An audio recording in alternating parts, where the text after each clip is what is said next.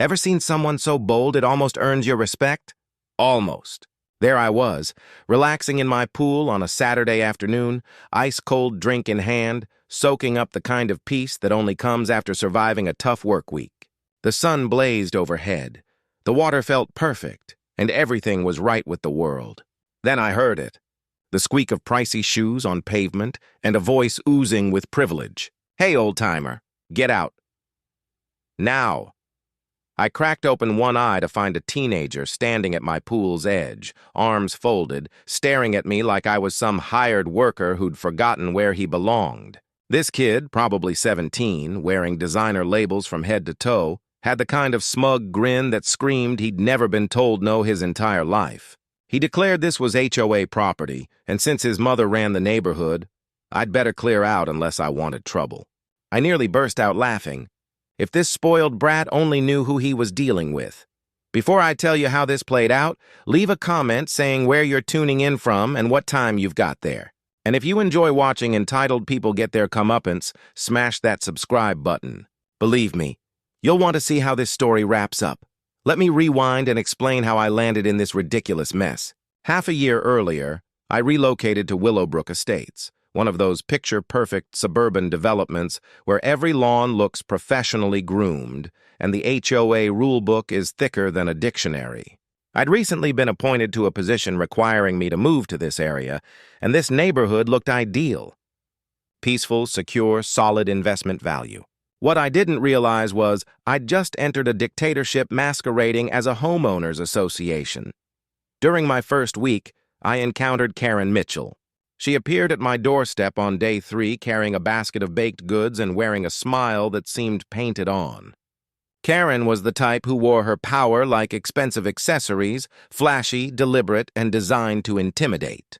She had salon-perfect highlights that probably cost a fortune, designer athletic wear with an eye-watering price tag, and a permanent expression suggesting she was constantly searching for someone to criticize.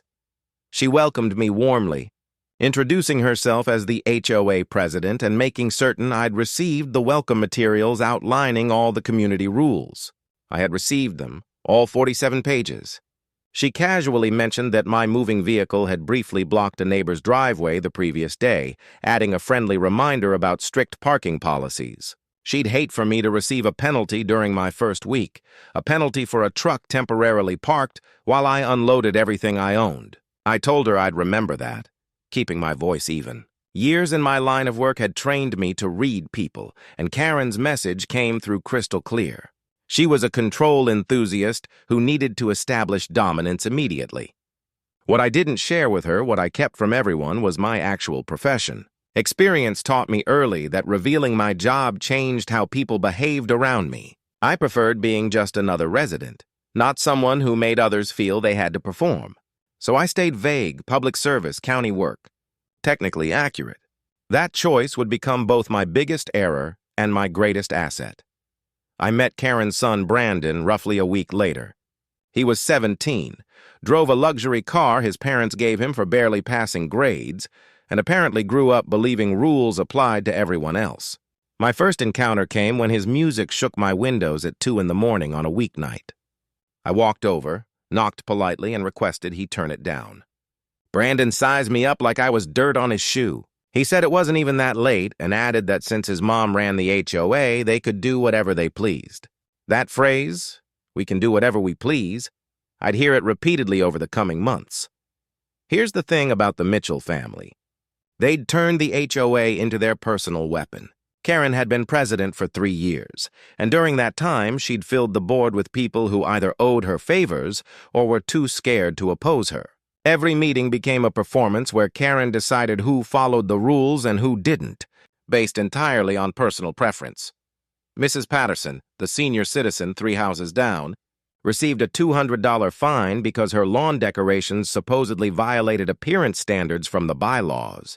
Never mind, those decorations had been there 15 years before Karen took charge. When Mrs. Patterson tried objecting, Karen threatened daily property checks until she discovered more infractions. The Johnsons, a young couple with an infant, got cited because their older vehicle was labeled unsightly and harmful to property values. Karen actually measured their car's position and determined it extended 3 inches beyond the designated parking area. 3 inches. The penalty was $500, and Brandon was learning from an expert. He regularly parked his luxury car across multiple spaces. He hosted parties lasting until sunrise. He borrowed Mr. Chen's equipment without permission, broke it, then denied touching it. When confronted, Karen would emerge like an overprotective dragon, threatening legal action for harassing her family. The neighborhood existed in constant fear. I witnessed it firsthand. People spotted Karen approaching and suddenly remembered urgent appointments.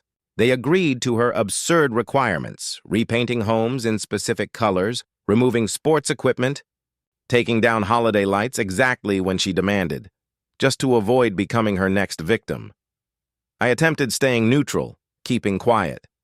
My work kept me busy enough without neighborhood conflicts. But I noticed things, how conversations died when Karen appeared. The exhaustion in faces when discussing the latest HOA demands. The quiet surrender of a community that had given up fighting tyranny. I had several more encounters with Brandon during those months. He'd deliberately rev his engine at dawn, it seemed. He'd let his buddies park blocking my driveway. Once I returned home to discover beer containers scattered across my yard from a gathering that spilled over from his property.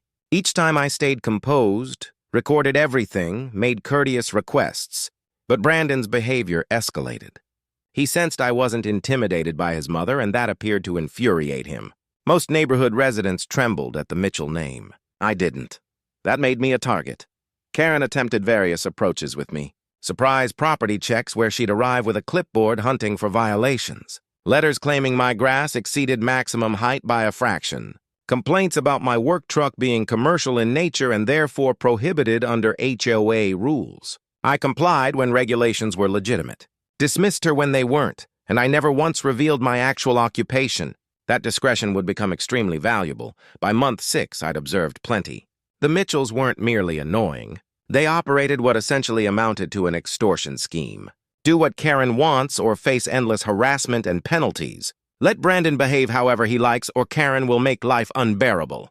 What they didn't know was I'd been gathering evidence the entire time. Photographs, recordings, documented incidents, witness testimonies people shared privately, too frightened to speak openly. I wasn't simply a neighbor anymore. I was constructing a case. Then came that Saturday. That gorgeous, tranquil Saturday when Brandon decided to escalate from irritation to direct confrontation. When he positioned himself at my pool on my property, and commanded me to leave. That's when I understood it was time to stop staying silent. So there I floated in my pool, gazing up at this kid who genuinely thought he had power over me. Brandon Mitchell stood there in his $200 footwear, grinning like he'd just won something. I'm not moving, I stated calmly, taking another drink. Because this is my property, my pool, my home. Brandon's grin wavered briefly before strengthening. Wrong. This whole area is HOA community property. My mom showed me the documents. I couldn't stop myself. I laughed. Not politely, but genuinely. The sound carrying across the water. Kid, I don't know what documents your mother showed you, but I've got the property paperwork proving otherwise. This is private land. You're trespassing. His face turned crimson. Brandon wasn't accustomed to people challenging him, certainly not with laughter. You're lying, he said. Your mom's mistaken, I interrupted, maintaining that even tone. Years handling difficult individuals taught me staying cool was the best method for making someone lose theirs. Now I'm requesting nicely one time. Please exit my property. You can't order me around. Brandon's voice cracked slightly, teenage rage breaking through. Do you realize who my family is? We control this place. I paddled to the pool's edge, set down my drink, and met his eyes directly. I know precisely who your family is, and I'm still telling you to leave immediately. For a moment, I thought he might actually comply. His confidence wavered, and something resembling doubt crossed his features. But then his phone appeared, and he was frantically tapping the screen. You're finished, he hissed. My mom's going to ruin you. I'll be here, I replied, settling back into the water. Karen showed up in under 5 minutes, which indicated she'd been nearby, probably conducting her weekend neighborhood patrol, searching for infractions to report. She came through my side entrance like a storm in expensive athletic wear, her expression already set in that look of righteous anger I'd seen her use on so many residents. "What's happening here?" she demanded, not to Brandon, but to me, as though I was the problem. "Your son trespassed on my property and ordered me out of my own pool," I explained, still floating, still calm. "I've requested he leave. Now I'm requesting you both leave." Karen's eyes became slits. She retrieved her phone, these people and their phones, and started scrolling through something. "According to the HOA property documents, this area is marked as community recreational space. You're actually the one trespassing." I couldn't believe what I was hearing. She was doubling down on the falsehood. "Karen, we both understand that's untrue. I have the property deed, the land survey, the construction permits. This is private property. It's been private property since construction began." "I don't care what fake papers you possess," she snapped, her voice taking that sharp quality that had intimidated so many neighbors. "The HOA controls this land. I have the proof right here." She thrust her phone toward me, displaying what looked like some kind of property diagram. I didn't need to examine it closely to recognize it was fabricated. The boundaries were incorrect. The plot numbers didn't align, and most obviously, it looked created in basic computer software. "That's not a legal document," I said. "It's an official HOA record," Karen declared, as if stating it forcefully enough would make it real. "And as president, I'm notifying you that you're violating multiple regulations. Unauthorized use of community property, harassment of community members." She gestured toward Brandon, who was now recording this whole exchange on his phone, and refusal to follow HOA directives. Neighbors started appearing. I noticed curtains shifting, doors opening slightly. Mrs. Patterson stood on her porch wringing her hands. The Johnsons watched from their window. Everyone wanted to witness what was unfolding, but nobody wanted involvement. They'd already learned that lesson. "The penalties alone will be significant," Karen continued, warming to her performance. "I'm talking thousands of dollars. Plus, I'll be recommending to the board that we pursue legal measures to have you expelled from the community entirely. For using my own pool," I stated flatly. "For violating community standards and showing complete disregard for our regulations." Brandon was beaming now, filming everything, probably already planning how he'd package this for social media. "This is going viral, man. Everyone's going to witness what happens when you challenge us." I looked at Karen, then at Brandon, then at the neighbors watching from their homes, too afraid to speak out. This had continued long enough, not just today, but for months, years actually. This entire neighborhood had been held captive by these two, and everyone was too scared to act. "Karen," I said, climbing from the pool and grabbing my towel, "I'm offering you one final opportunity. Take your son and exit my property now!" She actually laughed. "Or what, you'll contact the police?" "Please do. I'd enjoy explaining to them how you're illegally occupying community property and threatening HOA leadership." "I'm not threatening anyone. I'm asking you to leave." "We're staying put," Brandon added, still recording. "This is our neighborhood. You're nobody." Karen nodded, crossing her arms. "Exactly right. You arrived here 6 months ago thinking you could disregard our rules, skip our fees, behave however you pleased. Well, that's not how Willowbrook Estates operates. We maintain standards. We maintain order. And people who don't comply face repercussions." "Repercussions," I repeated. "Serious repercussions," Karen emphasized. "I'm scheduling an emergency HOA board meeting for Monday evening. We're going to address your multiple violations and determine what measures need implementation. I suggest you attend, though honestly the outcome's already decided." She turned to exit, Brandon following, still filming me standing there in my swimming attire, water dripping on my own deck. "Oh, and another thing," Karen called back. "That truck of yours parked in your driveway, I'm having it removed tomorrow. Commercial vehicles are absolutely forbidden, and I've been far too tolerant with you already."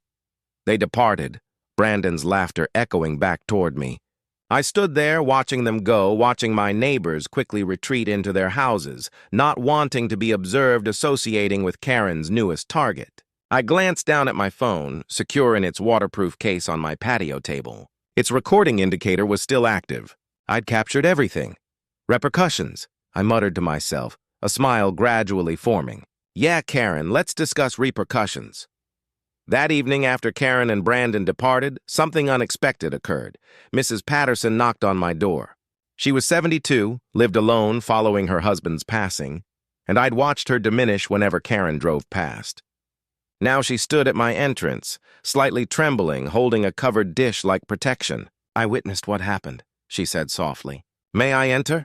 Over the next 2 hours, Mrs. Patterson revealed everything. Not just her own experiences, but the entire neighborhood's 3-year ordeal under Karen's control. The lawn decoration incident I'd heard about, that was merely the start. Karen had penalized Mrs. Patterson repeatedly for various infractions. Her mailbox was the wrong shade. Her doormat exceeded size limits. Her entrance light was too luminous. The penalties totaled over $3,000. Mrs. Patterson survived on retirement income. Those penalties forced her to forgo medications. "I considered leaving," she said, tears forming. "But I've resided here 30 years. My husband and I raised our family here. Why should that woman drive me out?" "You shouldn't," I stated firmly. "But what can I do?" "She controls everything. The board just follows her commands." I challenged one penalty and she tripled it, claiming I disrespected HOA authority. After Mrs. Patterson departed, I couldn't sleep. I sat reviewing everything I'd documented about the Mitchells, realizing this exceeded merely annoying neighbors. This was systematic harassment, possibly fraud, definitely power abuse. Sunday morning, Tom Johnson stopped me while I collected my newspaper.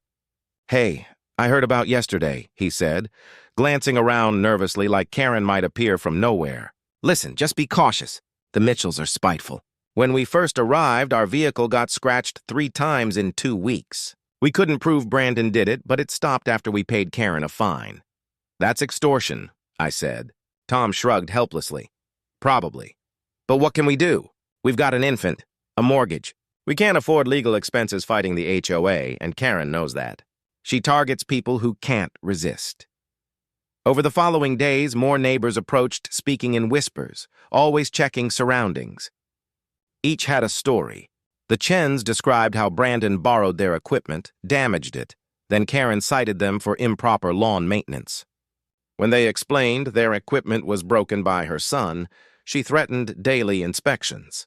The Rodriguez family explained how their teenage daughter rejected Brandon's interest at school. The following week, their house was vandalized.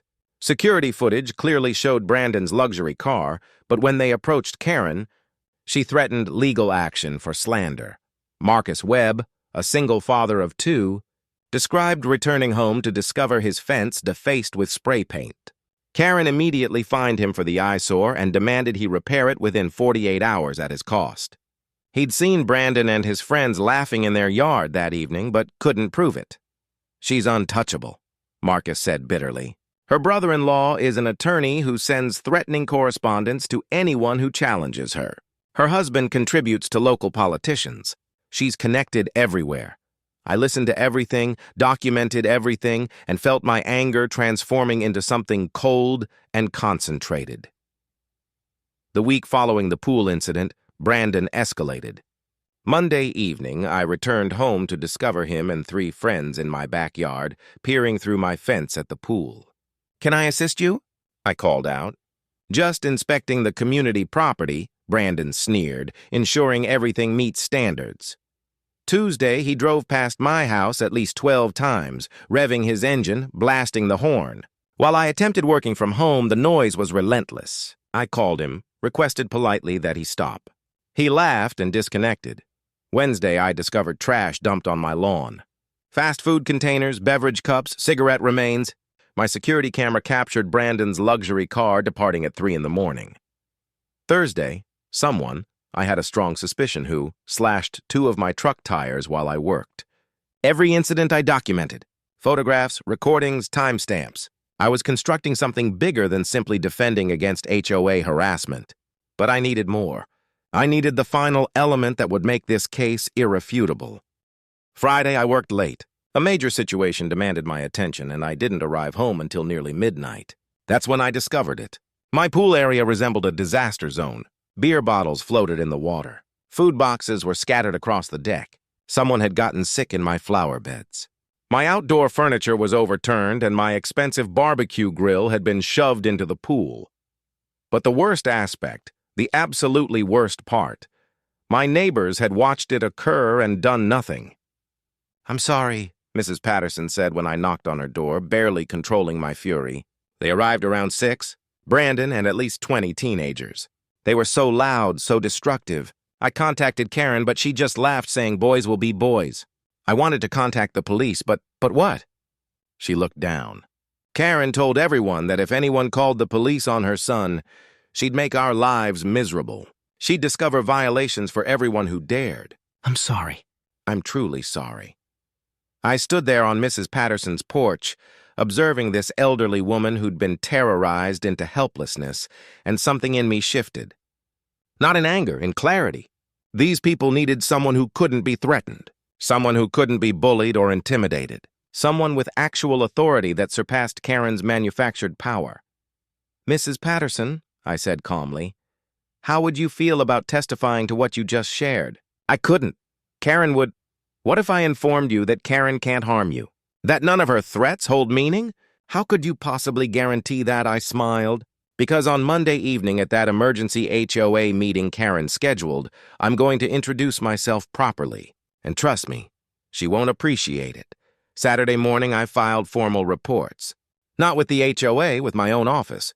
Trespassing, vandalism, harassment, property destruction. I documented every incident, every witness account, every piece of evidence I'd gathered over 6 months. Then I made calls to the county attorney's office, to the state HOA regulatory board, to several colleagues specializing in civil rights violations. By Sunday evening, I had everything required. The trap was prepared.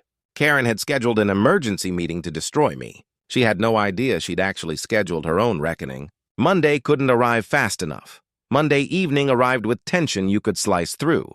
The emergency HOA meeting was scheduled for 7, and by 6:30 the parking area was already packed. Karen had performed well. Notices had appeared in every mailbox over the weekend. Messages had reached the entire neighborhood. And social media posts had portrayed me as some dangerous troublemaker threatening the safety and property values of Willowbrook Estates. I arrived exactly at 7, wearing casual clothes and a simple shirt. Nothing fancy, nothing revealing what was coming. I carried a leather folder containing documents that would change everything, but to anyone observing, I just looked like a slightly nervous homeowner about to face judgment. The community center was crowded. Every seat was occupied. People lined the walls, and I felt countless eyes on me as I entered. The atmosphere was charged, not supportive but eager. Karen had transformed this into entertainment, a public execution, where the neighborhood could watch. Someone get demolished for daring to challenge her. Authority. Karen sat at the head table with 4 other board members, all looking distinctly uncomfortable. She'd dressed for the occasion in a power suit, probably costing more than most people's monthly housing payment. Her hair perfectly arranged, her makeup ready for cameras. Brandon sat front row smirking, his phone already out and recording. "Good you chose to appear," Karen announced as I entered, her voice carrying across the room. "We can commence." She stood and the room fell silent. "Thank you all for coming on such short notice," Karen began, her voice dripping with false concern. "I've scheduled this emergency meeting because we have a serious situation threatening the safety, security, and integrity of our community. As you all understand, we have very specific rules designed to protect property values and maintain the standard of living we all expect in Willowbrook Estates." She clicked a button and a projection screen displayed a photograph of my house, then my truck, then me captured on someone's camera standing by my pool. "This man," she continued, pointing at me like I was evidence in a criminal trial, "relocated to our community 6 months ago and has shown nothing but contempt for our rules. He parks commercial vehicles violating regulations. He refuses to maintain his property to community standards. He's been hostile to community leadership, and most seriously, he has been illegally occupying HOA common property." Murmurs rippled through the crowd. I noticed Mrs. Patterson in back looking terrified. The Johnsons were there, Tom's jaw tightened. Marcus Webb stood by the entrance, arms crossed, observing carefully. Last Saturday, Karen's voice rose dramatically. "This man verbally attacked my minor son. When Brandon politely requested he vacate community property, he became aggressive, threatening, and showed complete disregard for HOA authority. She clicked again, now showing screenshots from Brandon's phone recording, carefully edited naturally. Clips of me saying I'm telling you to leave without the context. Me climbing from the pool looking vaguely threatening. My expression in a moment that could be interpreted as angry. My son felt genuinely unsafe, Karen continued, placing a protective hand on Brandon's shoulder. And that's when I knew we had to act. We cannot have someone in our community who threatens children, who occupies property that doesn't belong to him, and who shows such blatant disrespect for the rules we all agreed to follow. The board members nodded in unison like programmed figurines. I'd like to call Brandon Mitchell to speak about his experience, Karen announced. Brandon stood, playing the traumatized victim role perfectly. Yeah, so I was just walking through the neighborhood on Saturday, right? And I noticed this guy in the pool by Oak Street. I know that's community property because my mom showed me the documents. So I politely, and I was super polite, asked if he knew this was HOA property. He paused for effect, looking around the room. He got really aggressive, like immediately started yelling at me, telling me to get lost, using language I probably shouldn't repeat. I felt threatened, so I contacted my mom. When she arrived and tried to calmly explain the situation, he got even worse. He actually threatened to call the police on us. When he's the one trespassing, I had to admire the performance. The kid had learned from an expert. Half-truths mixed with complete fabrications delivered with enough conviction that people who didn't know better might actually believe it. Thank you, Brandon, Karen said, giving him a comforting touch. I know that was difficult to relive. She turned back to the crowd. Since that incident, this man has continued to harass my family. He's made threatening phone calls. He's been surveilling our home. My son is afraid to walk through his own neighborhood. More murmurs. I observed some neighbors actually nodding along, accepting the narrative. The board and I have discussed this extensively, Karen continued, and we've determined that this level of violation cannot be tolerated. I'm recommending immediate action, fines totaling $15,000 for multiple violations, immediate removal of the commercial vehicle, and if compliance isn't achieved within 30 days, legal action to force sale of the property and removal from the community. $15,000. She'd actually stated it. The room erupted in whispers.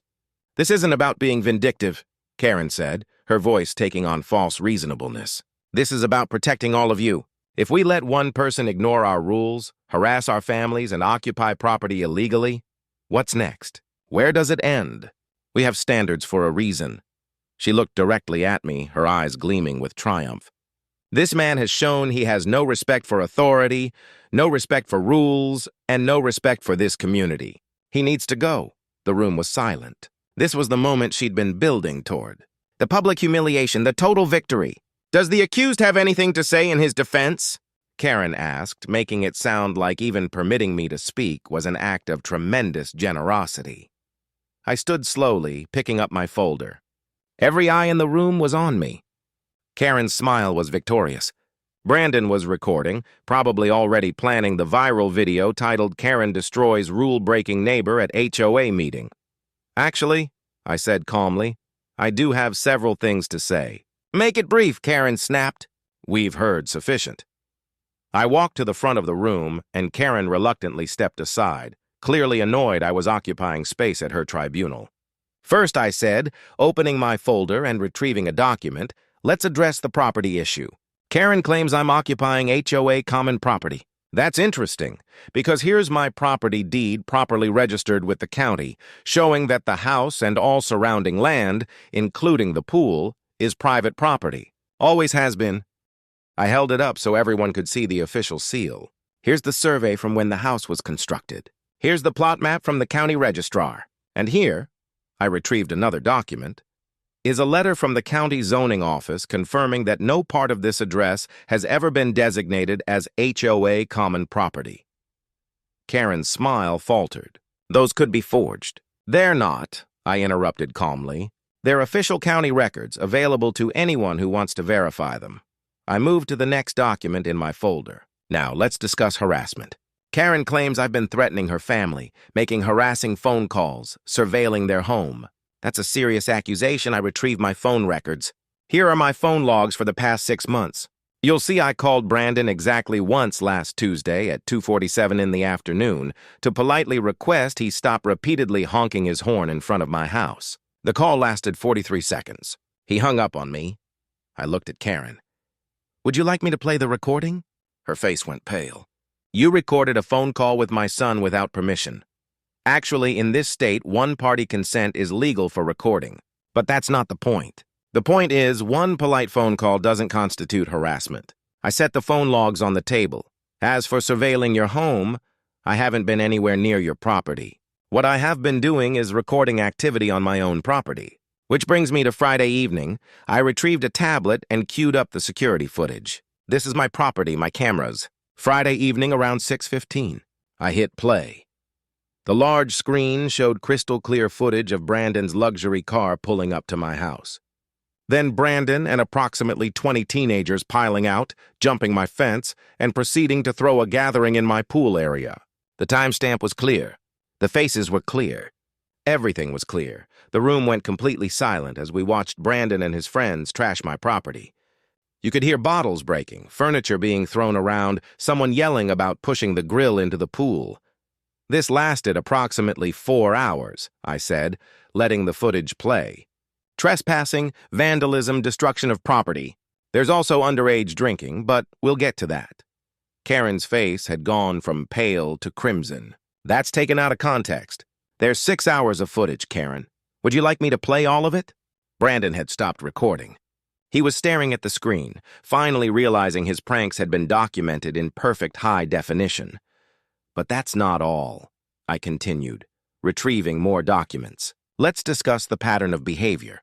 Monday evening, trash dumped on my lawn. Tuesday, constant harassment with car horns. Wednesday, more trash. Thursday, my truck tires slashed. I showed the footage for each incident. Brandon's luxury car was visible in every single one. Now, here's where it gets interesting, I said, my voice still calm, still measured.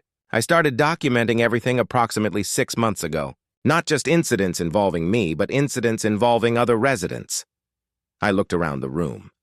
Mrs. Patterson, would you like to tell everyone about your lawn decorations? Mrs. Patterson stood, trembling but determined. Karen fined me $200 because she said they violated appearance standards.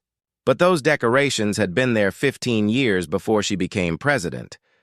And the Johnsons, I continued. Tom, Sarah, tell everyone about your vehicle. Tom stood. We got fined $500 because our vehicle was supposedly 3 inches over the parking line. Karen measured it herself. Marcus Webb, your fence? Marcus stepped forward. Someone spray-painted it. I have security footage showing Brandon's vehicle that evening. But when I reported it, Karen fined me for having a vandalized fence and told me I had to repair it immediately at my own expense. One by one, neighbors began standing.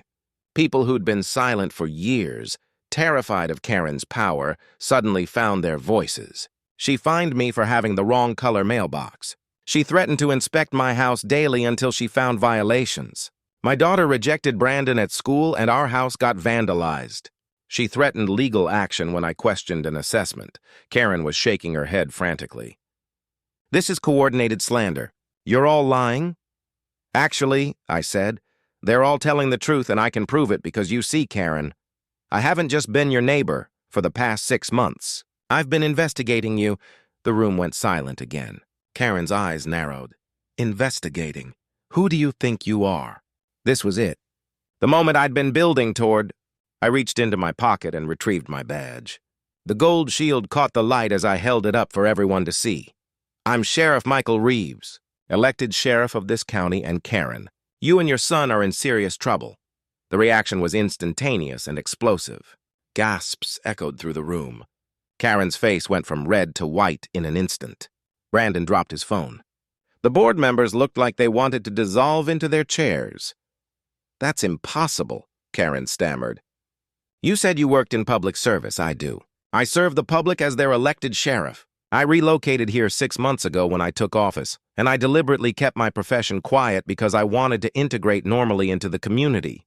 I wanted to be a neighbor, not a badge. I set my shield on the table, but you made that impossible. I retrieved another folder, this one much thicker. For the past 6 months, I've been documenting everything. Every HOA violation you've fabricated. Every fine you've assessed without proper authority. Every threat you've made to intimidate residents. Every instance of your son's criminal behavior that you've covered up. Karen tried to regain her footing. You can't. This is entrapment. You deliberately. Entrapment requires inducement to commit wrongdoing. I didn't make your son trespass, vandalize property, or engage in underage drinking. I didn't make you abuse your HOA position, file false reports, or threaten residents. You both did that on your own. I just documented it. I turned to the board members. Did any of you know that Karen has been misappropriating HOA funds? That she's been pocketing assessment fees and falsifying financial records? The board members looked shocked. That's not, we never one of them started. Here are the financial records, I said, sliding documents across the table. Official HOA accounts versus Karen's personal banking records. Notice the correlation between special assessments and deposits to her personal account. That's embezzlement. That's fraud. Karen was standing now, her hands gripping the table. You have no right to access my financial records. I had probable cause and a warrant. Everything was done legally, unlike virtually everything you've done for the past 3 years. I turned to face the entire room. Here's what's going to happen. Brandon is going to be charged with criminal trespass, vandalism, destruction of property, and contributing to delinquency of minors. Karen is going to be investigated for fraud, embezzlement, and abuse of power. The HOA's financial records are going to be audited by the state regulatory board. You can't do this, Karen shrieked. My brother-in-law is an attorney. We'll sue you for everything. Go ahead, I said calmly. I welcome it. Discovery should be fascinating. Brandon suddenly stood. You think you're so tough? You think your little badge scares me? He took a step toward me, his fists clenched. My family owns this neighborhood. We own you. Brandon, I said quietly, I strongly suggest you sit down and remain quiet. Or what? He was in my face now, chest puffed out, teenage bravado mixed with genuine panic. You going to arrest me for what? Having a gathering? Give me a break, old man. Then he made his final mistake. He put his hand on my chest and shoved me. The moment Brandon's hand made contact with my chest, the entire room seemed to freeze. That single shove, witnessed by over 100 people, just sealed his fate. Brandon Mitchell, I said calmly, retrieving handcuffs from my belt.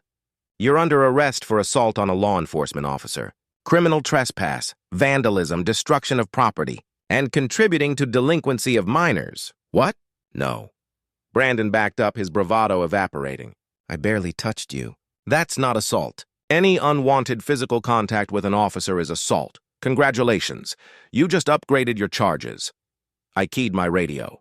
Dispatch, this is Sheriff Reeves. I need 2 units at the Willowbrook Estates Community Center. Suspect in custody. Don't you dare! Karen screamed, launching herself between me and her son. You leave him alone. This is abuse of power. Ma'am, step back, I said firmly. You're interfering with an arrest. I don't care. You're not taking my son. The community center doors opened and 2 of my deputies walked in. I'd had them on standby, parked 2 blocks away, just in case things went exactly like this. Deputy Martinez and Deputy Chen, both professional, both prepared. Deputies, please escort Mrs. Mitchell away from the suspect, I instructed. Karen fought as they gently but firmly moved her aside. This is harassment, discrimination. I'll have all of your jobs. Do you know who my family is? Do you know what connections we have? Brandon tried to run. He actually bolted for the side entrance, but Deputy Martinez was faster. Within seconds, Brandon was in handcuffs, being read his rights, while the teenager alternated between cursing and crying. You have the right to remain silent. This is so unfair, Brandon sobbed. I didn't do anything. It was just a gathering. It was just a joke. Anything you say can and will be used against you in a court of law. Karen's meltdown was spectacular. She collapsed into a chair, then immediately jumped up again, pointing at me with a shaking finger.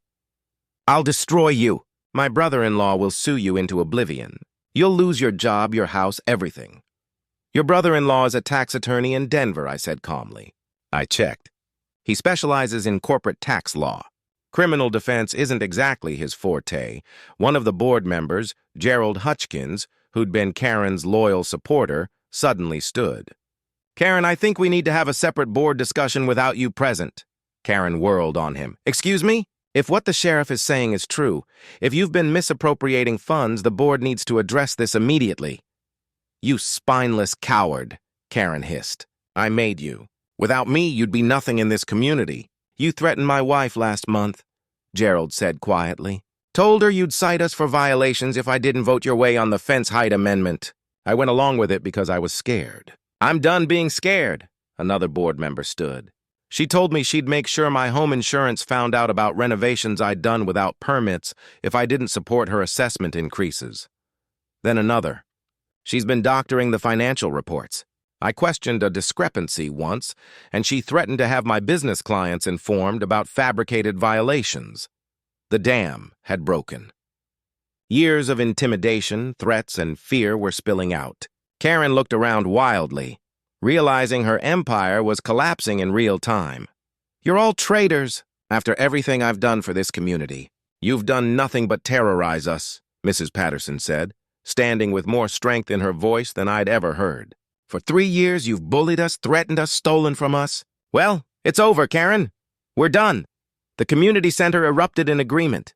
People were standing, voices overlapping, sharing their stories of Karen's abuse. The fear that had kept them silent for years was transforming into anger, into relief, into solidarity. Deputy Chen escorted Brandon out, the teenager's head hanging low, his mother screaming after him. Don't say anything. Don't talk to them. We'll get an attorney. Ma'am, you need to calm down, Deputy Martinez said. Don't tell me to calm down. Do you know who I am? Yes, ma'am. You're someone who's about to be arrested for obstruction if you don't step back. Karen finally seemed to realize the gravity of her situation. She looked at me, and for the first time I saw genuine fear in her eyes. You can't prove any of this financial stuff. Those records could be from anywhere.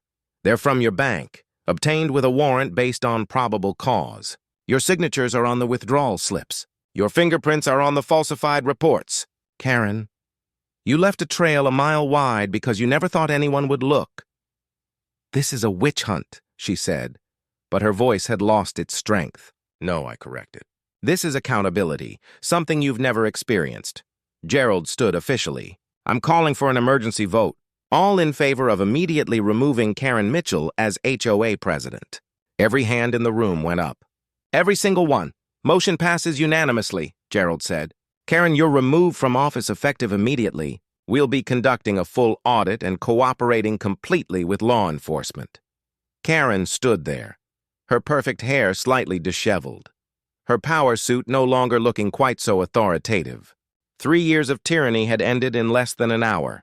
This isn't over, she said, but it sounded hollow. Actually, I said, it is. Deputies, please escort Mrs. Mitchell out. As they led her toward the exit, she turned back one last time. I'll sue all of you, the HOA, the sheriff's department, everyone in this room. You're welcome to try, I called after her. Discovery should be interesting. After she was gone, the room remained silent for a long moment. Then Tom Johnson started clapping, then Mrs. Patterson, then Marcus Webb. Soon the entire community center was erupting in applause. Thank you, Mrs. Patterson said, tears streaming down her face. Thank you for standing up for us. You all stood up for yourselves, I said. I just gave you the opportunity. Gerald approached me. Sheriff, the board would like to formally apologize. We should have stopped her years ago. We were cowards. You were victims, I corrected. There's a difference. But now you have a chance to make this right. To build an HOA that actually serves the community instead of terrorizing it. We will, Gerald promised. First thing tomorrow, we're scheduling a full community meeting. Real transparency this time. New elections, new bylaws, everything. Over the next hour, neighbors approached me with additional evidence, additional stories. The prosecutor's office was going to have a field day with this case. As I was packing up my documents, Marcus Webb approached. Sheriff, I have to ask, why did you wait? You could have shut this down months ago. I could have, I admitted, but I needed to build an airtight case. One incident Karen could have explained away. A pattern spanning months, witnessed by dozens of people, documented with overwhelming evidence, that's undeniable. I wanted to make sure that when justice came, it stuck. He nodded slowly. Well, it stuck. 3 weeks after that memorable HOA meeting, I stood in the county courthouse watching Brandon Mitchell learn about consequences for the first time in his 17 years. The judge was not sympathetic. "Mr. Mitchell, you've shown a pattern of behavior suggesting you believe yourself above the law. Trespassing, vandalism, destruction of property, assault on a law enforcement officer. These aren't pranks. These are offenses with real victims and real consequences." Brandon stood there in a suit his mother had probably purchased specifically for court, looking smaller somehow. The arrogance was gone. Reality had finally caught up with him. "I'm sentencing you to 200 hours of community service, 18 months probation, and full restitution to Sheriff Reeves for damages to his property. That comes to approximately $12,000.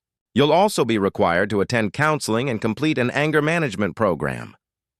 Karen sat in the gallery, her face a mask of controlled fury. She'd appeared with her brother-in-law, the tax attorney who'd wisely recommended she not speak. Every word from her mouth for the past 3 weeks had only made things worse. Brandon's criminal case was just the beginning.